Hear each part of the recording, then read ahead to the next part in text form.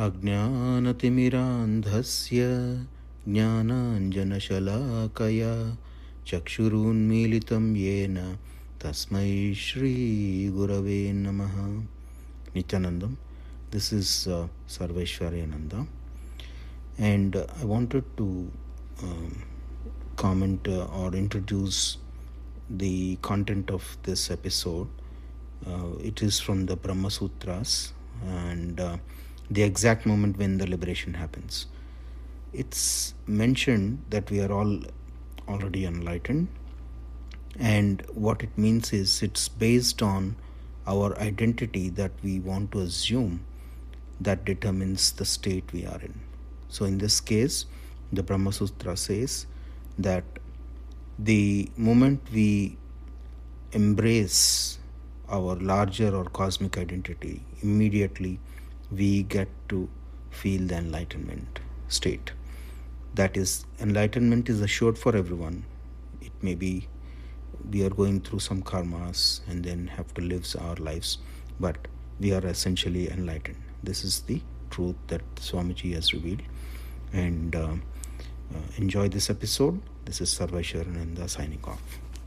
Welcome back to the Deep Dive. This is where we take some really complex source material and we try to boil it down to its absolute essence. To give you the profound insights you're looking for, but, without all the fluff. Exactly. And today we're undertaking a pretty monumental task. We're cracking open excerpts from a very deep, very philosophical discussion. All centered on the Brahma Sutras. Right. And for anyone who might be unfamiliar, these are ancient Hindu texts that they're often seen as this foundational document for a lot of world philosophies. A foundational document's a good way to put it. Our source material, which comes from a pretty long YouTube commentary, it goes even further. It does. It calls the sutras a declaration of powerful truth. And this is the part I love. An unabridged dictionary of the world philosophies. It's like the ultimate reference manual. So our mission for you, the learner, is really focused and precise today. We are going to cut straight to the core declaration of what's called individual liberation, or moksha. We want to pinpoint that exact moment, the instant the individual soul, the Jiva Atman, merges into the cosmic soul, the Paramatma. That's the whole thing, that transition, that jump. That's the central mystery we're trying to solve. And the sutras, they state the ultimate truth so clearly. The individual soul will merge into the cosmic soul. It's declared as like an eternal guarantee. Exactly. But that leads to the big question, right? If this truth is guaranteed, if this cosmic reality is just waiting for us, why are we all still walking around in our small, burdened identities? Why haven't we all just spontaneously become the cosmic soul? Right. Our source speaker puts it very plainly. He says, look, if you had truly deeply recognized that truth, you would have already merged. You wouldn't even be listening to this. Okay, so let's unpack that. We're looking for the sacred secret, the trigger, I guess, that instantly collapses the small identity into the big one. And here's where we start. There's an initial point of agreement across all the major philosophical schools, all the Acharyas. They all agree on the destination. They all confirm the ultimate destination, yes. Yeah. The merging is into a state that is, and this is the translation, consisting of bliss. Yeah. It's often referred to by the Sanskrit term anandaya. Bliss, joy, eternity. Yeah. So that final state, everyone's on board with that being the ultimate truth? Universally accepted. But, and this is a big but, where all the historical complexity comes in, where you could almost say the bureaucracy of enlightenment begins, is in what our source calls the small gap. The gap between the individual soul and the cosmic soul. How do you actually get from here to there? What's the prerequisite for making that jump? And that gap has been filled by, thousands of years of incredible intellectual effort. Yeah. And the results are, well, they're wildly different. You see three main philosophical camps inserting their own requirements. And we should probably detail those requirements, shouldn't we? Because I think understanding the complexity of it all, it really makes the simplicity we're going to get to later just stand out so much more. Absolutely. That's a great point. So first you have the Advaitists, the non-dualists. For them, the merging happens when knowledge is achieved. But this isn't just, knowing facts from a book. It's a deeper kind of knowing. It's a profound intellectual realization. The persistent, unwavering understanding of the ultimate oneness of everything. It's a path that requires rigorous study, reflection, real intellectual mastery. So in that view, liberation is almost earned. You have to think your way into the cosmic identity. Precisely. Then we shift gears to the Vishittadvaitis, and they change the focus completely. For them, it is fundamentally a matter of divine grace. So it's out of your hands. Largely.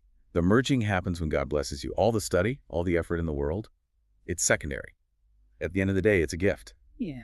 Bestowed by the divine. Wow. That seems to remove a lot of the agency from the seeker, right? It almost turns liberation into this, I don't know, a lottery that just depends on divine favor. It can feel that way. And then the third school, the Dvaitis, they kind of muddy the waters even more. Sure. They argue that the merging requires both sides to be working together.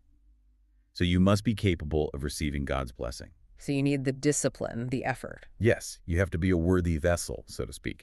And you then have to successfully convert that blessing into enlightenment. It's a synthesis. It requires both human effort and divine intervention. So hearing those three paths, knowledge, grace, or grace plus effort, it just feels overwhelming. It sounds like you need decades of disciplined ritual or some kind of esoteric learning, or maybe just pure dumb luck. Right. It creates this huge, complicated structure full of prerequisites and priests and, well, more prerequisites. And that is exactly the philosophical friction that the speaker in our source material is pushing against. Exactly. They see all that jargon, God, knowledge, grace, sin, merit, and they recognize that it all distracts from the core mechanism. They basically say, I want to cut through all of that and focus only on the universal guaranteed process that works instantly for everyone. So they're offering an experiential path, one that bypasses all the intellectual arguments and the need for any kind of divine mediation. And this brings us to the core insight, the beautiful simplification for you, the learner. The individual soul merges into the cosmic soul the moment it remembers its larger identity. The moment it remembers.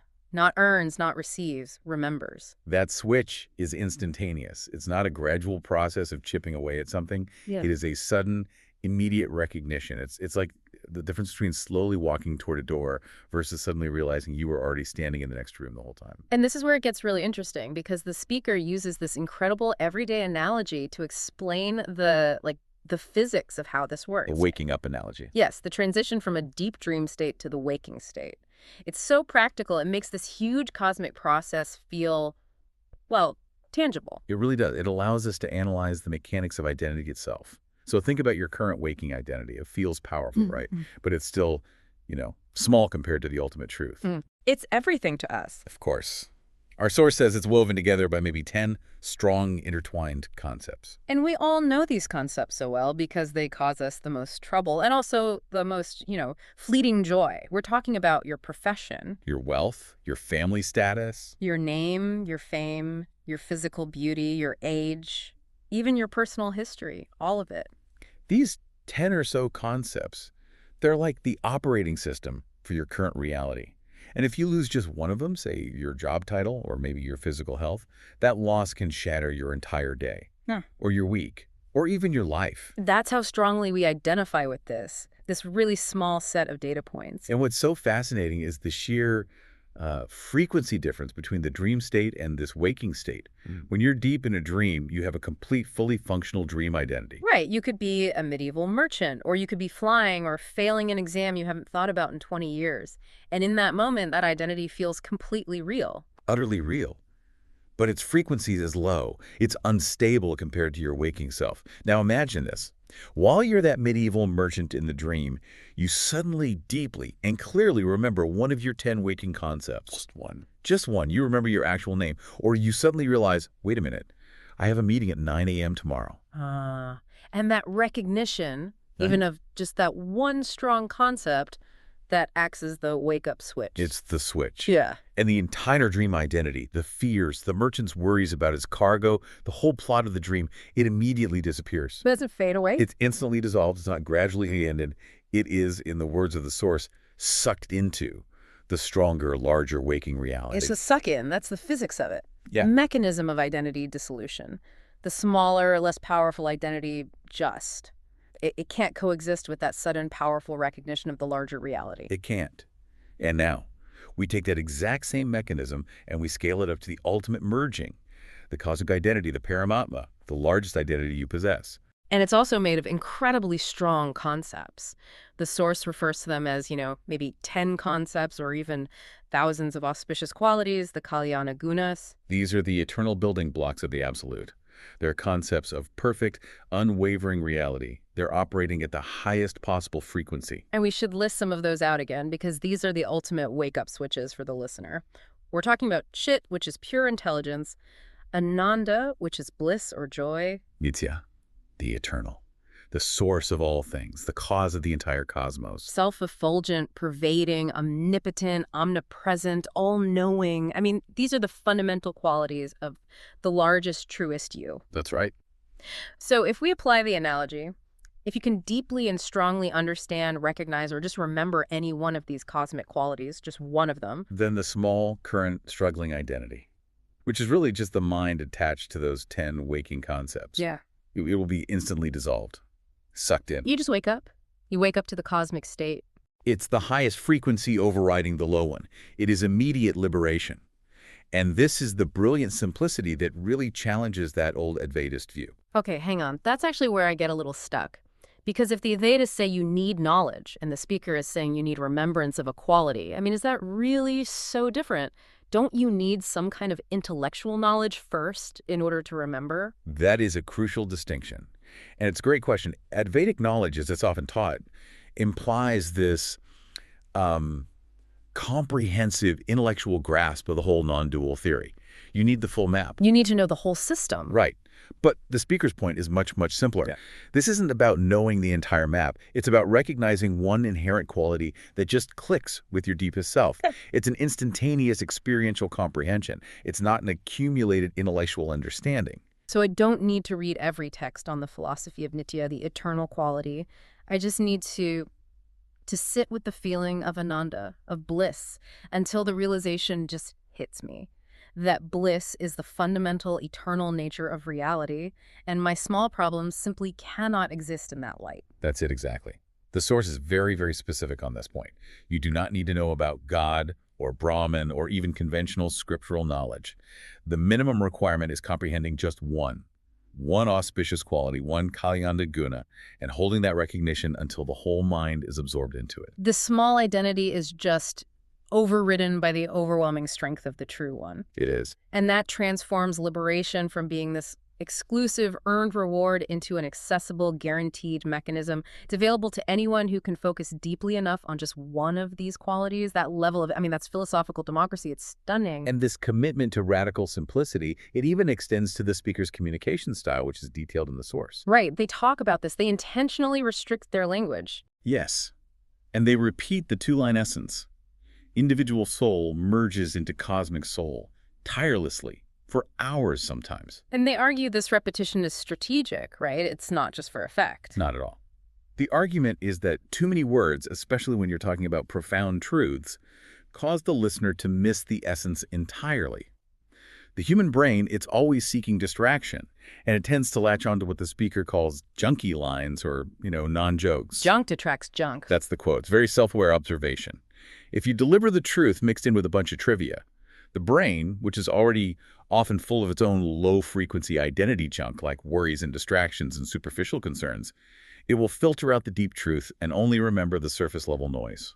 So that deliberate, almost monotonous repetition of the essence, it's designed to bypass our own internal distraction mechanisms. It's like the ultimate form of efficient knowledge transfer. Exactly. The learner doesn't need all the background history or all the caveats. They just need that two-line truth and the simple mechanism of the wake-up switch. And the most hopeful implication of this entire teaching is the universal guarantee it offers.